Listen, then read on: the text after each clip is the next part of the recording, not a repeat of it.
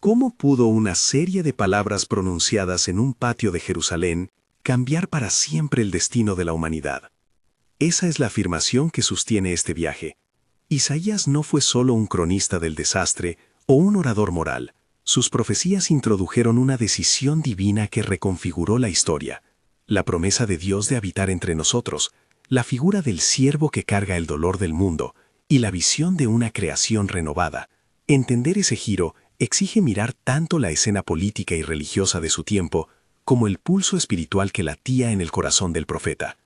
En el siglo en que Isaías habló, Judá parecía estar en pie de fortaleza y al mismo tiempo en decadencia.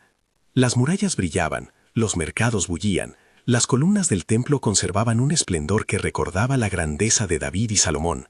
Pero bajo esa superficie había grietas, soberbia de los poderosos, rituales vacíos que escondían injusticias, y el temor paralizante ante imperios que creían definir el destino de las naciones. Los reyes que se sucedieron, Usías, Jotam, Acaz, Ezequías, son más que nombres en una genealogía, son caracteres que muestran las tensiones de un pueblo, la tentación del orgullo cuando hay prosperidad, el pánico cuando vienen amenazas, la fidelidad intermitente que alterna con compromisos peligrosos. Usías, cuyo reinado tuvo momentos de prosperidad, terminó siendo un ejemplo de cómo la gloria y la confianza propia pueden convertirse en caída. Su éxito económico y militar invitó a la soberbia, y esa soberbia dinamita la comunión con la santidad divina. Acaz, en cambio, personifica el miedo que lleva a soluciones humanas terribles. Su pánico ante las alianzas de Siria e Israel lo empuja a buscar apoyo extranjero y a cerrar la puerta a la señal que Dios le ofrece. Ezequías resplandece como figura contraria, un rey que ora, que confía, pero también un ser humano que falla al dejarse llevar por el brillo de la propia victoria. Juntos, estos episodios no son relatos aislados, forman el fondo dramático donde Isaías habla. Desde esa tensión histórica surge la visión que marcará la vida del profeta. Isaías vio al Señor, y lo que vio no fue un rey cualquiera. El trono aparece rodeado de serafines, con el hem de la gloria llenando el templo. La tierra se estremece ante la santidad inviolable. Esa escena no es mero teatro literario, es un diagnóstico existencial. Frente a la santidad de Dios, las palabras y los rituales humanos se desnudan de pretensión. El profeta experimenta una conciencia aguda de su propia condición y de la del pueblo. Labios impuros, ojos que han mirado hacia falsos refugios, un culto que lleva máscara. La imagen del carbón que toca los labios de Isaías es pequeña, pero decisiva. No es una purificación teórica, es una intervención que transforma el lenguaje. Ahora puedes hablar, parece decir el gesto, no para enunciar prosperidad fácil, sino para pronunciar una palabra que tendrá doble filo. La comisión que sigue es desconcertante en su paradoja. Proclamarás una palabra que endurecerá a muchos, y aún así se preservará un remanente. Dios le encarga al profeta hablar una verdad que, en la práctica, producirá tanto juicio como saludable purificación. No todo se salvará, pero una rama, pequeña, quedará. De esa rama brotará la esperanza. Esa promesa del remanente es clave para comprender el cambio del que hablaremos. La historia no termina con la derrota política ni con la humillación. Dios piensa en términos de raíces y retoños, no solo de coronas y ejércitos.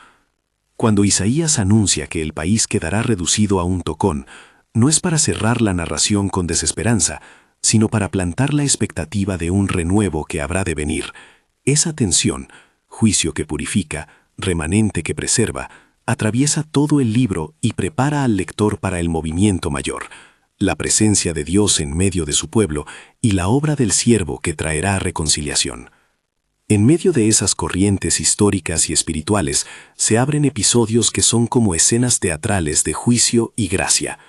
Uno de ellos ocurre con el rey Acaz, cuyas decisiones ilustran la dinámica entre la fe humana y la señal divina. Resín y Pekaj amenazan a Jerusalén. La alianza entre Siria e Israel presiona para doblar la voluntad de Judá.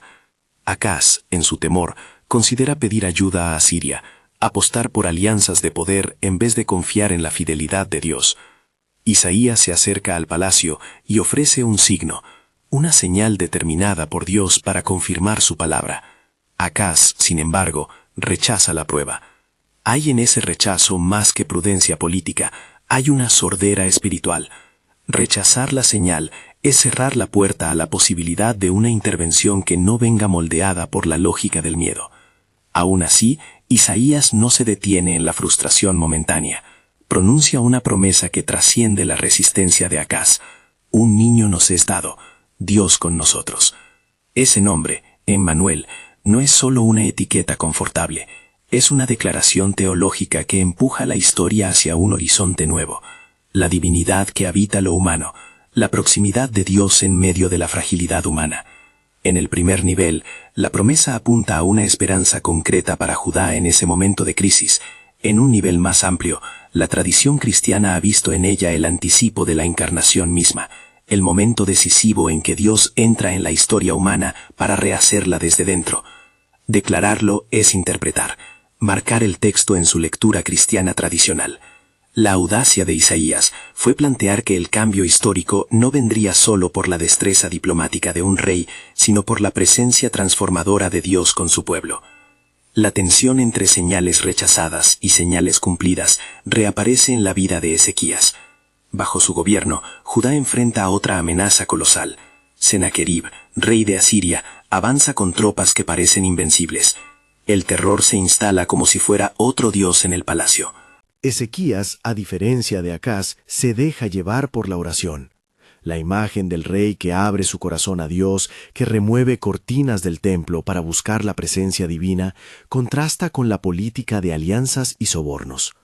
La respuesta divina es extraordinaria y en la narración casi milagrosa. El ejército invasor se ve derrotado por una mano invisible que actúa en las sombras de la noche.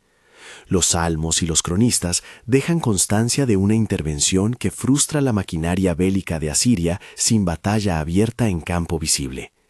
Es un episodio que reafirma que la historia puede cruzar de la desesperanza al asombro cuando la ciudad vuelve su rostro a Dios. Pero la narrativa no se contenta con un final feliz simple. Ezequías experimenta también la fragilidad humana en su propia trayectoria. Tras la liberación, recibe una enfermedad grave, ora y es restaurado. En la gratitud de la recuperación comete un gesto de exhibición. Muestra los tesoros del tesoro real a emisarios extranjeros. Esa ostentación, por pequeña que parezca en comparación con la catástrofe evitada, tiene consecuencias. Isaías advierte, ese orgullo sembrará semillas que más tarde fructificarán en humillación y exilio. La profecía que sigue a la alegría del sanamiento no es una venganza caprichosa, es una llamada de atención. La gracia no neutraliza la responsabilidad. La historia humana, aquí, no puede ser dominada por un solo acto heroico. La fidelidad es una línea larga que puede romperse por gestos de confianza mal dirigida. Estas historias, Acaz rechazando la señal, Ezequías orando y luego mostrando sus riquezas, construyen un patrón que vuelve a emerger. Dios actúa en la historia por medio de eventos que desbordan la causalidad humana, pero la respuesta humana ante esos actos determina si la intervención es recibida o desperdiciada. La profecía no es solo anuncio, es un instrumento pedagógico. Muestra las consecuencias morales y colectivas de la fe o la apostasía. Isaías proclama juicios concretos, la presión de Asiria, la eventual atención de Babilonia, y al mismo tiempo guarda en su garganta las palabras que plantarán esperanza. En ese contexto, la figura del siervo comienza a asomar. No se trata todavía de una exposición exhaustiva de los cánticos del siervo. Más bien, el lector percibe una nueva lógica teológica. El sufrimiento no es solamente castigo, sino vehículo de redención. La literatura de Isaías describe a un siervo que no impone poder por la fuerza, sino que recibe golpes, carga dolores y, paradójicamente, a través de ese dolor abre caminos de restauración. En el contexto inmediato, esa idea tiene impacto práctico. Si la comunidad entiende que la fidelidad implica solidaridad con los vulnerables y disposición al sacrificio ético, entonces la política de justicia social que Isaías exige no es meramente moralista, es constitutiva de la vida del pueblo. Es importante subrayar algo que la tradición cristiana sostiene y que aquí aparece como lectura interpretativa. Cuando los evangelios miran hacia atrás, encuentran en Isaías la figura del siervo que culmina en la persona de Jesús. Esa lectura no fuerza el texto hasta el anacronismo, más bien reconoce un hilo temático que atraviesa las palabras del profeta. la intención divina de restauración que pasa inesperadamente por la vía de un siervo sufriente. Señalar esto es advertir que la profecía no fue mero anuncio de desastres o de victorias humanas, sino una reconfiguración teológica que ofrecía a la historia humana una posibilidad nueva: reconciliación por medio de entrega y presencia de Dios entre nosotros. Mientras el mensaje profético circula en palacios y plazas, Isaías también dirige su voz contra la religiosidad hueca. El templo no se convierte en escudo de impunidad. El culto ritual puede volverse máscara si la vida práctica no refleja justicia. Isaías señala prácticas que simulan devoción, pero que en el fondo alimentan la opresión. Oraciones repetidas mientras los pobres son despojados, ayunos que buscan prestigio y no liberación. Frente a esto, el profeta despliega una visión alternativa del culto, un ayuno que rompe las cadenas, que tiene rostro social, un rito que libera, no que encubre. Ese planteamiento convierte la experiencia religiosa en fuerza transformadora de la ciudad. La verdadera piedad se evalúa por sus frutos en favor de los oprimidos. Esa insistencia en la justicia social conecta de modo directo con la esperanza escatológica que Isaías ofrece en sus páginas finales. No se trata de una compensación espiritual que ignora la tierra. La visión de la nueva creación es corpórea y concreta: ciudades reconstruidas, luto transformado en canto, enfermedades curadas, muerte derrotada. La promesa no es un escape etéreo, sino una restauración plena de la realidad. Esa amplitud es lo que convierte la profecía en opción por la vida. La promesa de Dios remodela el destino humano en su totalidad. Y sin embargo, la tensión persiste. Las voces que niegan la posibilidad de cambio, los líderes que prefieren fórmulas humanas, los ajenos que presionan desde los flancos del poder imperial, todos ellos mantienen la escena en movimiento. La pregunta que surge con fuerza es cómo se conjugarán los diferentes elementos. ¿La oferta divina de Emmanuel será tomada por un pueblo que mira con escepticismo? ¿El siervo sufriente será reconocido como el camino hacia la vida o será rechazado como una alternativa imposible? El remanente, la raíz pequeña que Isaías anuncia, ¿resistirá las tormentas de la historia? En ese punto conviene detenerse un momento y contemplar la audacia teológica de Isaías. Su palabra no se limita a calificar circunstancias, propone una reorientación de la realidad. El pronombre que cambia la historia no es ellos, sino Dios con nosotros. El verbo que redefine el destino no es vencer en la lógica militar, sino habitar en la lógica relacional. Y la figura que sintetiza el movimiento no es el monarca triunfante, sino el siervo, cuya obra abre un camino nuevo. Si esta perspectiva te inquieta o te interpela, acompáñanos en este estudio. Profundizaremos paso a paso en los capítulos decisivos, interpretaremos los símbolos y veremos cómo la Iglesia ha leído estas palabras a la luz de Cristo. Si quieres seguir este recorrido, suscríbete para no perder las próximas entregas. Volviendo al hilo, la narrativa no evita la crudeza de la historia. Tras las palabras de consuelo y las señales de presencia divina, Isaías ve el avance de fuerzas que arrastran a naciones completas al exilio.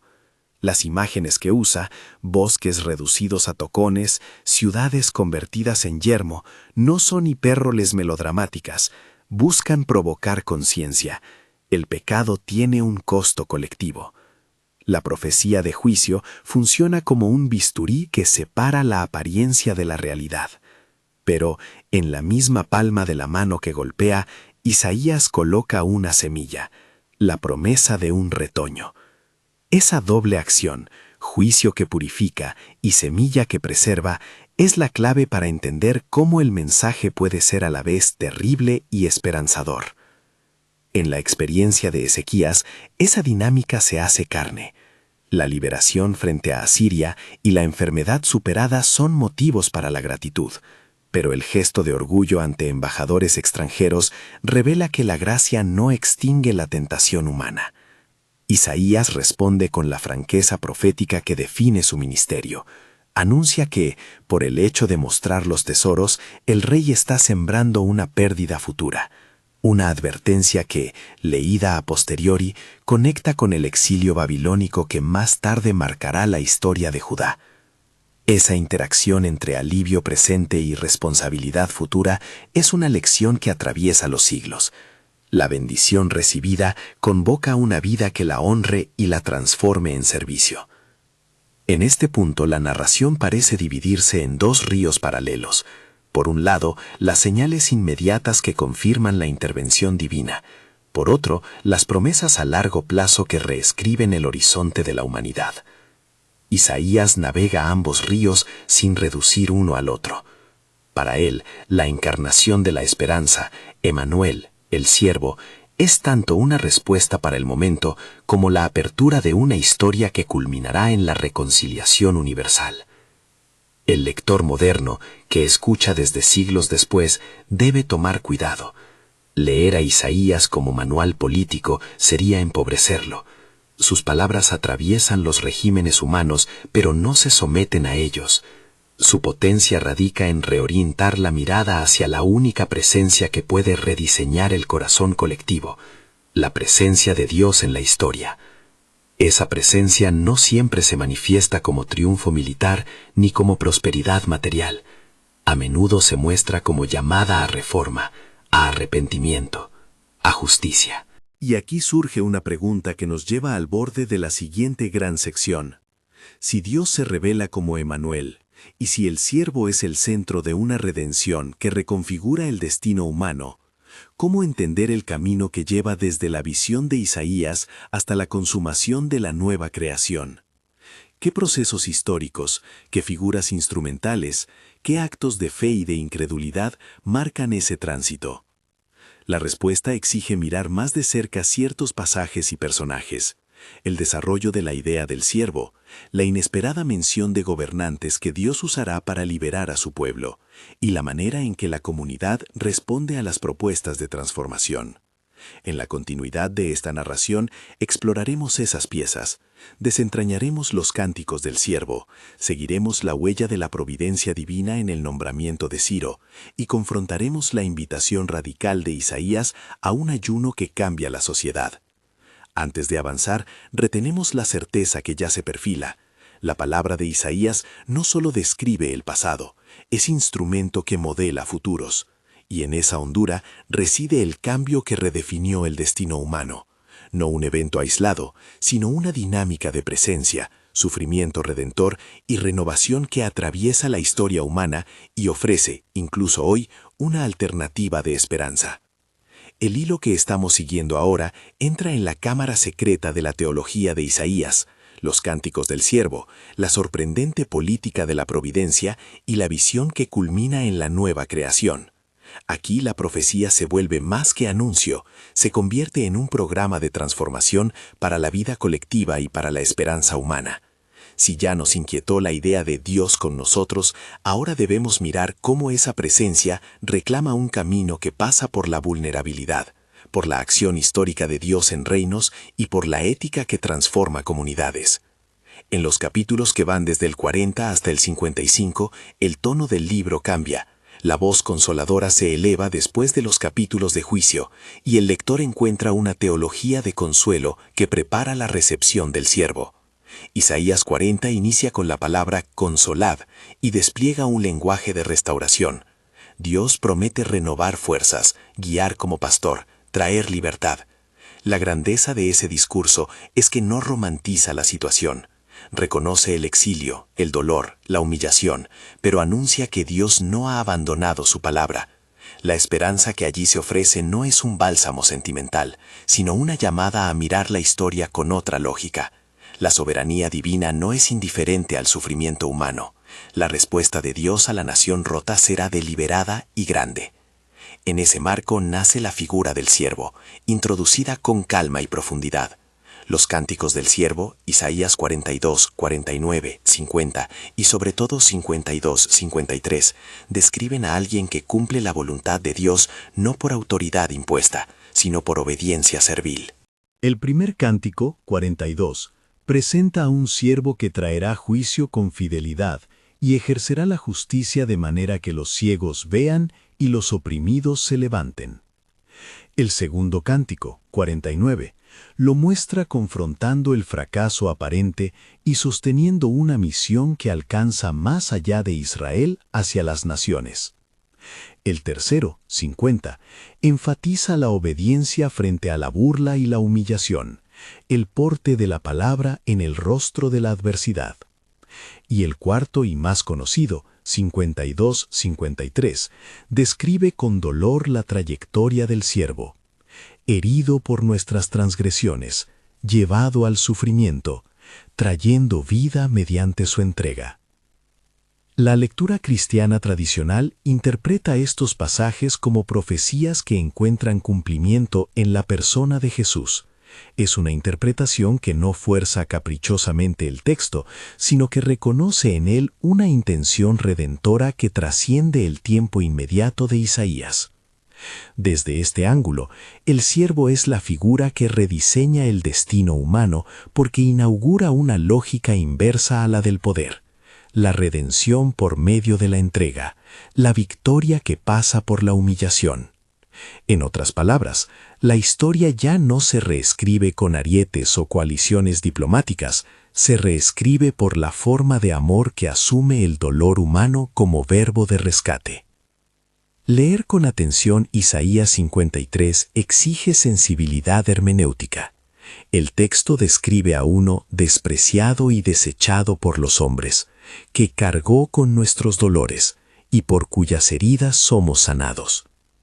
Estas imágenes funcionan en varios niveles, describen el sentido sacrificial del sufrimiento, exponen la responsabilidad colectiva del pecado y, en la tradición cristiana, apuntan a la obra expiatoria de Cristo. Pero es esencial evitar lecturas aislacionistas. Isaías no reduce la redención a una experiencia individualizada y espiritual únicamente. Su visión abarca la renovación de la comunidad, la reparación social y la restauración cósmica. La oferta que Isaías lanza desde estos capítulos es universalizante. La gracia no se reserva al grupo cerrado, sino que sugiere una reconciliación capaz de atravesar fronteras y convertir naciones. Un elemento que sorprende en Isaías es cómo lo divino interactúa con lo temporal. En Isaías 45 aparece Ciro, rey persa, nombrado por su nombre como instrumento del Señor. No se trata de una apología de imperios, ni de un teorizador de geopolítica divina, es más bien una demostración de que la providencia puede usar vías impensadas para realizar su propósito. Ciro, pagano, será el que abra las puertas del exilio. Esa afirmación tiene consecuencias teológicas profundas. Dios no está atrapado por las lealtades humanas. Puede hablar a los reyes y usarlos para la liberación de su pueblo. Esta doctrina de la providencia rompe la ilusión de que solo nuestros actores pueden traer la salvación. Es un llamado a mantener horizontes abiertos sobre cómo Dios obra en la historia.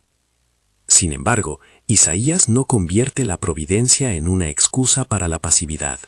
Por el contrario, la mención de Ciro subraya que la acción divina a menudo se coordina con la respuesta humana. La liberación exige disposición, arrepentimiento y fidelidad. La historia muestra que el pueblo que recibe la intervención debe reconocerla y vivirla con responsabilidad. La providencia, en el pensamiento isaiano, no anula la ética, la exige. Esa ética se articula de manera directa en textos que confrontan la religiosidad vacía. Isaías 58 es una lectura capital. Critica los ayunos que buscan el reconocimiento social y propone otro tipo de ayuno que Dios quiere, un ayuno que desata cadenas, comparte el pan con el hambriento, vista al desnudo y rompa las ataduras injustas. No es un programa meramente espiritual, es una agenda política y social. El culto verdadero se mide por su capacidad para transformar relaciones, redistribuir recursos, liberar a los oprimidos, replantear las estructuras que sostienen la desigualdad. Aquí se encuentra un puente directo entre teología y praxis comunitaria. La piedad que aplaude a un Dios que libera no puede simultáneamente sostener sistemas que oprimen. La insistencia de Isaías en la justicia social no es una nota marginal, es central para su visión de la restauración. La nueva creación que el profeta anuncia no será un cielo desligado de la tierra, sino la consumación de una realidad reorganizada, enfermedades cesadas, violencia contenida, comida en la mesa, luto transformado en canto. Esa expectativa escatológica, Isaías 65-66, pinta imágenes de una creación vivificada. Ya no habrá más llanto ni clamor, las ciudades serán reparadas, la vida humana será segura. La promesa no es fuga de la realidad, sino su plena redención. ¿Cómo se conecta esto con la vida contemporánea de quienes escuchan hoy? Isaías desafía la manera en que medimos la presencia de Dios en nuestras comunidades. ¿Seguimos celebrando liturgias que no provocan ningún cambio en las condiciones de los pobres? ¿Nos hemos acostumbrado a discursos religiosos que sirven para legitimar el poder y no para cuestionarlo? La voz de Isaías nos interpela. La fidelidad a la promesa implica transformaciones concretas. Si la encarnación, Dios con nosotros, es la clave del cambio que redefine el destino humano, entonces esa presencia debe traducirse en atención preferencial por los últimos, en políticas de reconciliación, en prácticas colectivas de solidaridad y reparación. La gracia que se recibe implica responsabilidad.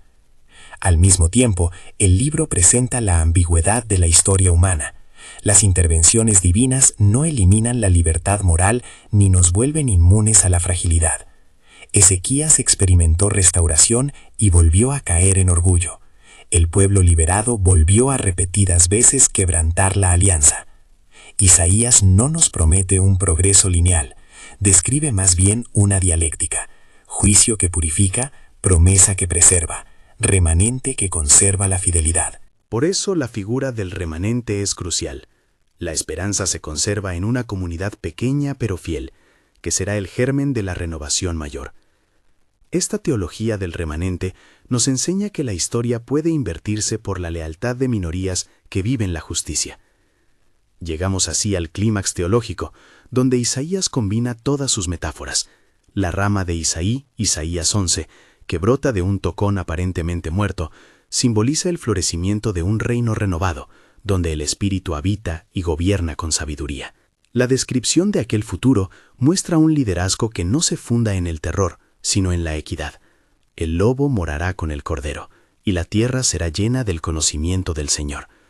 Es una imagen radical que subraya la reconciliación no solo entre humanos, sino entre la creación misma. La promesa final de Isaías funciona como telón de fondo para la afirmación central.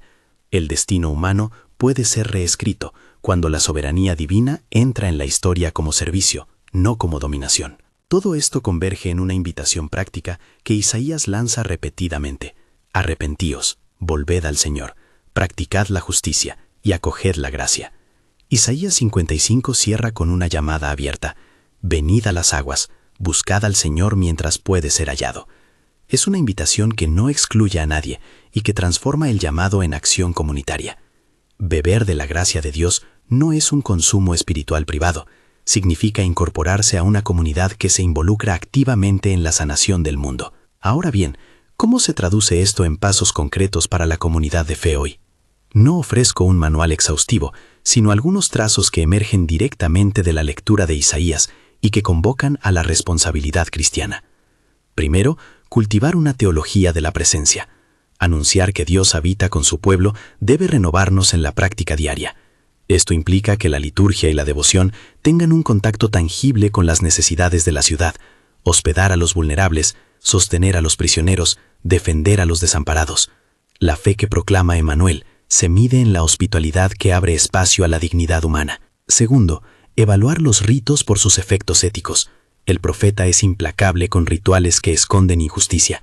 Por tanto, cada comunidad debe preguntarse si sus prácticas fortalecen sistemas de exclusión o si realmente liberan a los oprimidos.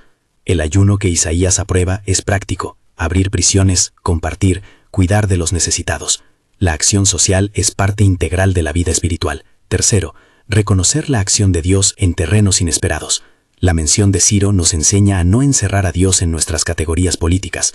Por ello debemos estar atentos a puentes de diálogo, a alianzas que promuevan el bien común, a obras públicas que favorezcan la justicia. No se trata de subordinar la fe a la política, sino de discernir dónde la providencia puede estar obrando y cooperar con aquello que promueve la liberación humana. Cuarto, cultivar la humildad personal y comunitaria. La historia de Ezequías recuerda que la gracia recibida exige un estilo de vida que honre esa gracia. La gratitud que conduce a la ostentación es una falla moral. La verdadera gratitud se traduce en uso responsable de los recursos y en servicio a los demás.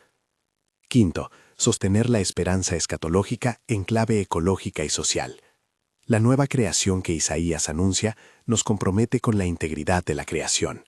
Cuidar la tierra, sanar relaciones entre especies y luchar con estructuras que degradan la vida son formas contemporáneas de vivir la esperanza profética. La restauración final que se vislumbra en el texto no es abstracta, exige nuestra participación ahora. No debemos olvidar la dimensión personal del texto. Isaías interroga el corazón humano. La promesa de redención convoca al arrepentimiento íntimo, reconocer las formas en que hemos confiado en seguros humanos, en estrategias propias, en idolatrías modernas que nos prometen salvación, pero que en realidad desvían el destino hacia la opresión. Aquí la conversión es práctica, cambia decisiones y reorienta prioridades. Volvamos por un momento al tema central que da nombre a este estudio, el cambio que redefinió el destino humano. ¿Dónde se produce ese cambio en Isaías? En tres movimientos que el profeta entrelaza con maestría. El primero es la encarnación de la promesa, Dios dispuesto a habitar con su pueblo, Emmanuel, que altera la relación entre lo divino y lo humano. El segundo es la forma del poder redentor, el siervo que sufre y ofrece su vida, enseñando que la victoria verdadera nace de la entrega. El tercero es la reforma social que acompaña a la restauración, una nueva forma de convivencia que prioriza la justicia, la compasión y la reconciliación cósmica. Unidos, estos tres movimientos reescriben lo que significa ser humano en la historia. Ya no se trata de afirmación por dominio, sino de realización por comunión. Todo esto exige una respuesta comunitaria que sea a la vez penitente y constructiva. Penitente porque la confesión del pecado y la remoción de estructuras de injusticia son pasos necesarios. Constructiva porque la fe se demuestra en iniciativas concretas. Educación que saque de la pobreza, salud que cure sin privilegiar, políticas solidarias que protejan a los vulnerables. La dinámica esayana no tolera una fe abstracta. Su fe verdadera se concreta en acciones que consolidan la dignidad humana.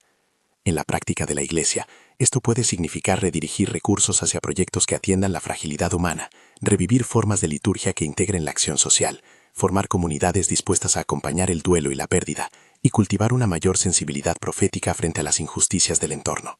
También implica que los líderes y los pueblos mantengan una lectura crítica de sus aciertos y errores. El profetismo no es solo criticar, sino proponer alternativas que sanen. Antes de concluir, es necesario abordar un riesgo de su lectura. Tratar a Isaías como una caja de herramientas para justificar ansias de poder religioso o político sería traicionar su mensaje. El profeta vigila constantemente la frontera entre legítima autoridad y abuso. La profecía auténtica siempre apunta a la humildad, a la protección de los débiles y al cuidado de la creación. Cualquier uso contrario a esto desvirtúa el cambio que Isaías propone. Así llegamos a la consumación de la llamada profética, la invitación universal que atraviesa Isaías 55 y los himnos finales. La mesa está puesta para todos. La palabra que sale de la boca de Dios no vuelve vacía. Es una promesa de transformación que llama a la escucha, al retorno y a la colaboración con la obra divina. En ese gesto final se resume la radicalidad del cambio que redefinió el destino humano, la posibilidad de que la historia se guíe por la presencia de Dios que habita con su pueblo, por el siervo que sacrifica y por el compromiso ético que repara. Ahora, si esta palabra te interpela, considera estos pasos concretos para responder. Examina tu comunidad, a quienes excluye, a quienes protege. Pregunta por las prácticas de culto. ¿Solo celebran o también transforman? Identifica una necesidad local y comprométete con ella por un tiempo prolongado. Participa en lecturas y estudios de Isaías en comunidad, para que la interpretación no sea solitaria, sino formativa. Ora por líderes públicos y por las víctimas de estructuras opresivas, pidiendo por discernimiento y conversión. Transformación real demanda fidelidad continuada, no gestos esporádicos. Cierro ahora con una palabra de bendición y entrega. Señor Padre misericordioso, te damos gracias por la palabra que atraviesa los siglos y por el misterio de tu presencia entre nosotros. Confesamos que a menudo hemos preferido seguridades humanas y hemos cerrado el oído a tu clamor por justicia. Danos, te pedimos, un corazón renovado, que aprendamos a habitar con humildad, a servir con valentía y a amar con justicia. Haz de nuestras comunidades lugares donde los oprimidos hallen refugio, donde la verdad se diga con ternura y donde la esperanza se haga obra. Que el Espíritu nos enseñe a ser remanente fiel, a cuidar la creación y a proclamar el Evangelio de reconciliación con obras concretas. Amén. Si esta exploración de Isaías te ha tocado y quieres seguir profundizando en cómo el profeta rediseña nuestra manera de entender la historia y la ética cristiana, comparte este video con alguien que necesite esta palabra. Suscríbete para continuar este estudio y toma el compromiso de leer un capítulo de Isaías esta semana con un compañero de fe. Que la promesa de Emmanuel nos impulse a vivir la justicia, la paz y la esperanza en cada ámbito de la vida.